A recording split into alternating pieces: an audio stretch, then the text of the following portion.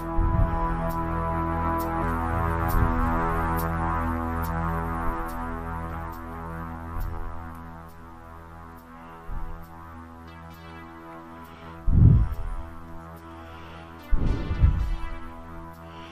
this is Martin Drummond with Progressive News. This is Sunday, September 15th, 2019.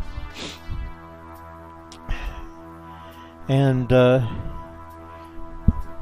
I want to talk a little bit about economics right here, about trade, international trade.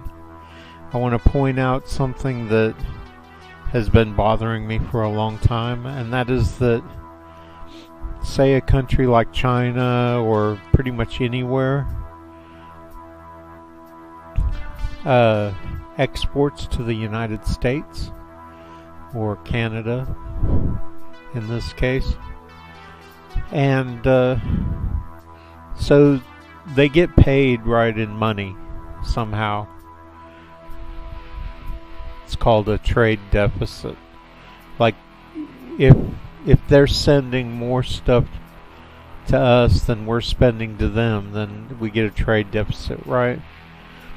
And you say, well, yeah, the trade deficit. But what are they getting in return? You know, if the country that they have a deficit with is refusing to sell them technology.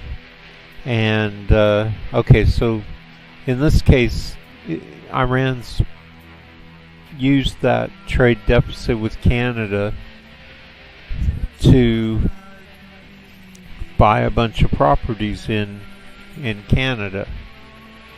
At least I would hope that they own them. I mean, do they or don't they? That's a question that I didn't think of, but it would definitely need to be answered. But let's say China or somebody decides to invest in property in the United States. Well, how is that any good if this happens? Canada's move to sell off and hand out tens of millions of dollars worth of seized Iranian government properties in Ottawa and Toronto. Iran's foreign ministry spokesman Abbas Mousavi described the move as illegal and clear contravention of international law. He said Iran will make no compromises in safeguarding its people's rights and called for the immediate restitution of assets.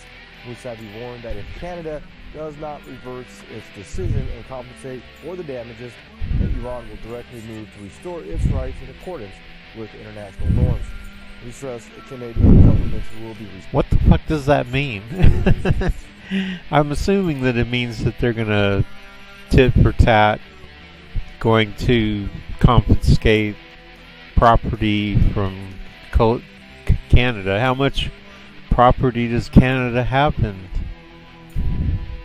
Iran, right? So you see what I'm getting at?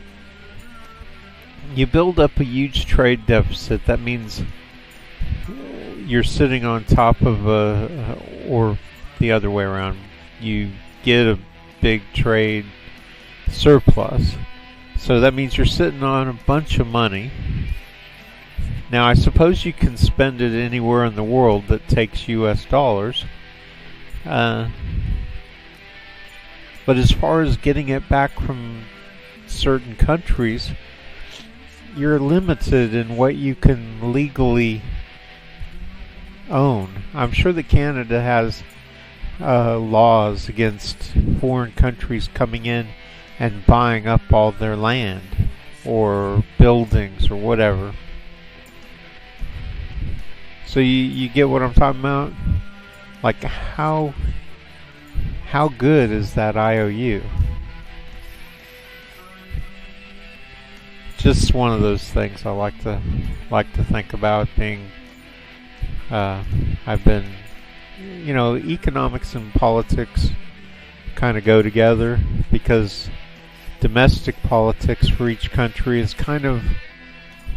is about economics. Even war is about economics, because you're trying to protect what you've got.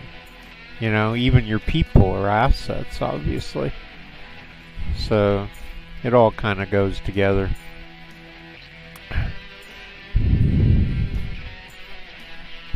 So this is Martin Drummond with Progressive News. Thanks for watching.